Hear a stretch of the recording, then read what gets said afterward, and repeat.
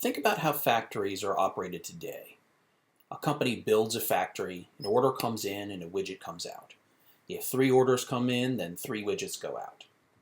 But now imagine there's a different way to build a factory.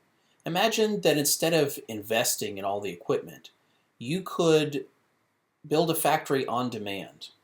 An order arrives, and suddenly your factory comes to life, builds a widget, more orders come in, more parts of your factory come alive, and eventually the widgets come out, and then the factory disappears.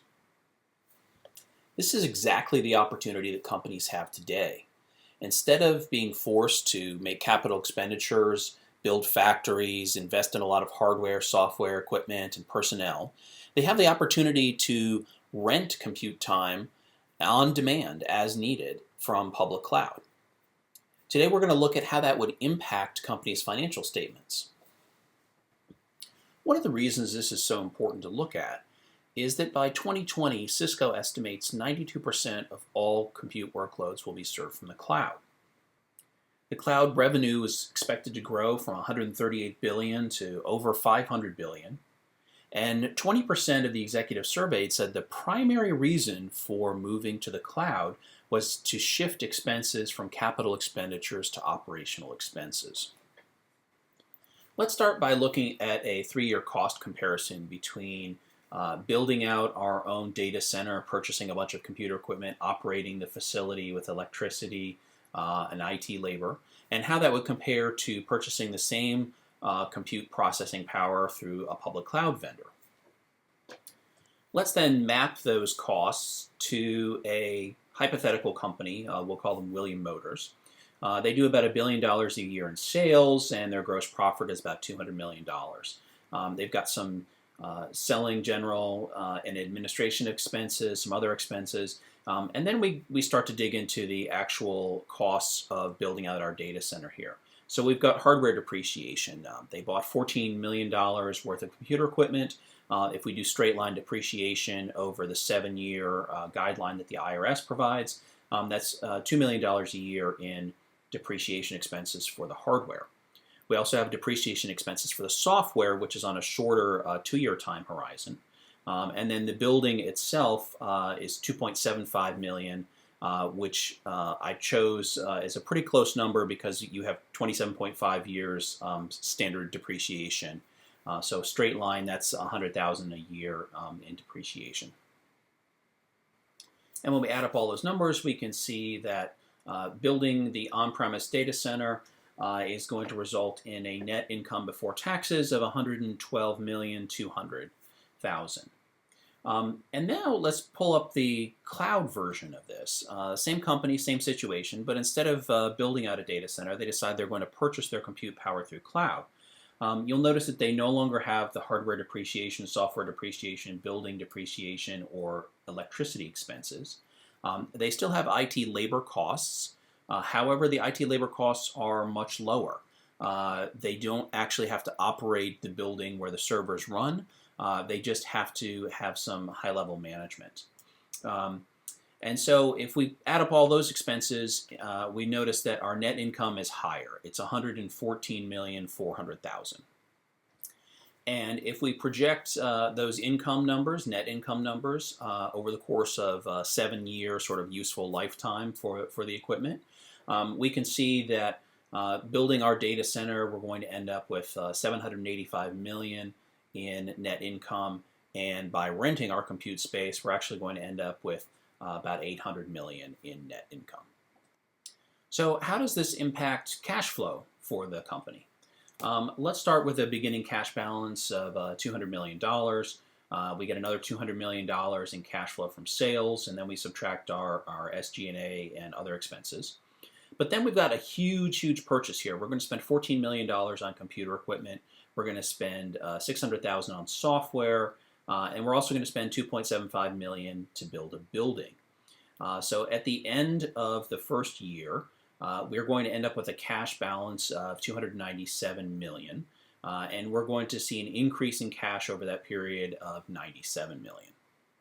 If we compare that to the cash flow for the cloud purchase, we can see that you've got your same income and basic expenses, But without the purchase of that hardware, software, and building, and with just a little bit higher cost of computer rental, we end up with $314 million in cash at the end of the period, for a positive change of $114 million, which is a difference of almost $17 million extra in cash that we're going to have by not building out those facilities on premise.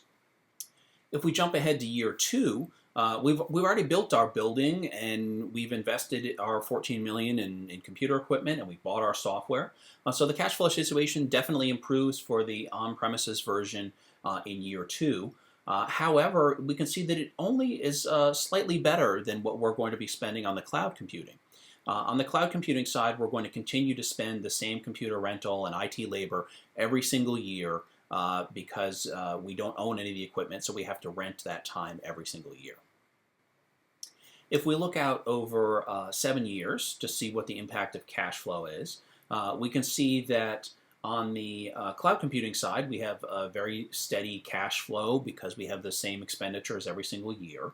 On the on-premises side, we're going to be spending, we're going to have a lot less cash flow in year 1 because of that initial investment in building.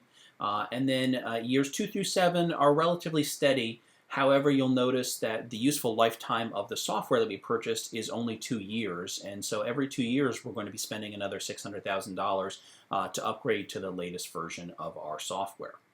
At the end of the 7 years, we're going to end up with a cumulative cash of over $1 billion on the cloud computing side and $983 million on the on-premises side. And finally, let's take a look at how the balance sheets are impacted by these two different scenarios. We can see for the on-premises side that obviously we're going to have plant and facility assets that we're not going to have on the cloud computing side. We're going to have accumulated depreciation on the equipment that we purchased and the software that we purchased.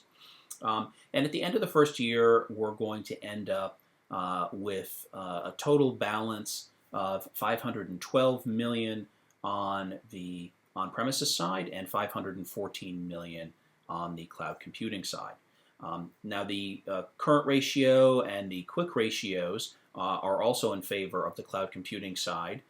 So is working capital. And these are all a result of the fact that we didn't have to outlay all of that cash to build our facilities. So we've held on to that cash, and that gives us the ability to either pay off our debts or use that cash for additional investing activities.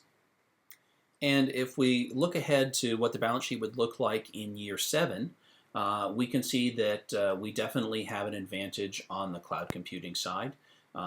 We've got larger value for the company, we've got more cash on hand, and the ratios are still in favor of the cloud computing side, although only slightly. They're not quite as dramatic as the year 1 difference.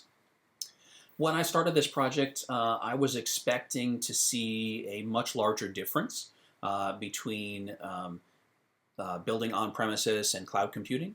I believe that the rhetoric that I heard in the business press is moving from capex to opex is a really interesting thing. It's going to have a big impact on companies. Based on the numbers that I've looked at, I think that we can definitely see that the cloud is likely to improve income and cash flow. However, not dramatically. It is likely to reduce the investments in favor of cash.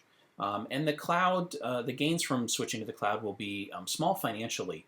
But I think there's some other benefits that aren't sort of captured in the financials. The biggest one is the agility, right? And that's sort of represented in the quick ratio and the current ratio, that if we have more liquid cash available to us, we've got a lot more options for how we can take the company in different directions, or how we can get a return on our equity. So at the conclusion of this project, I'm expecting many companies to shift to the cloud over the next 5 years. And as a result of that, I'm expecting that free cash flow is going to increase in the companies that do move to the cloud.